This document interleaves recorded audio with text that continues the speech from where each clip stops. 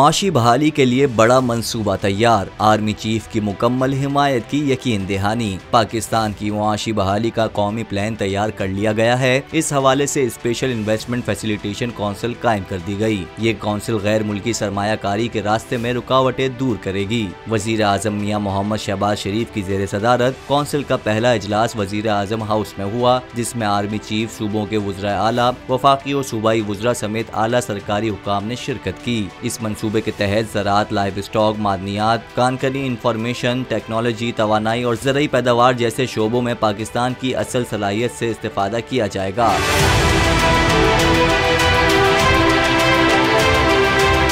सूबे के तहत इन शोबों के जरिए पाकिस्तान की मकामी पैदावारी सलाहियत और दोस्त ममालिक से सरमायाकारी बढ़ाई जाएगी। इस मंसूबे के तहत सरमायाकारी और कारोबारी सरगर्मियों में हाइल तमाम रुकावटें दूर की जाएंगी। कौंसिल सिंगल विंडो की सहूलत का किरदार अदा करेगी। वफाकी और सूबाई हुकूमतों के दरमियान इश्तराक अमल पैदा किया जाएगा। वजीर आजम शहबाज शरीफ का कहना था कि मुतवक्किल सरमायाकारी से रोजगार के नए मौके पैदा होंगे, नौजवानों और खवातीन को रोजगार मिलेगा। जबकि इजलास में army chief general Asim Munir का कहना था कि पाक फौज माशी बहाली के हुकूमती प्लान पर अमल दरामद की कोशिशों की भरपूर हिमायत करती है और इसे पाकिस्तान की समाजी और मुआशी खुशहाली अक़वाम आलम में अपना जायज़ मुकाम वापस हासिल करने की बुनियाद समझती है।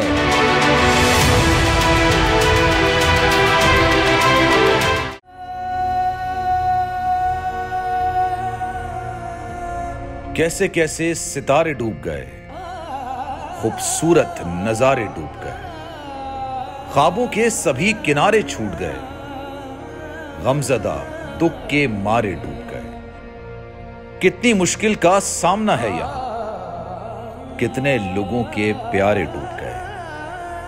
आओ मिलकर करें मदद सबकी, जिनके सारे सहारे डूब गए। आजमाइश में मिलकर एक हुए, नफरतों के इशारे डूब गए। कितने प्यारे हमारे डूब गए।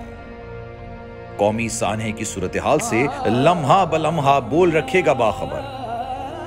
गम की इस घड़ी में बोल तारकीने वतन के अहले खाना के साथ खड़ा है।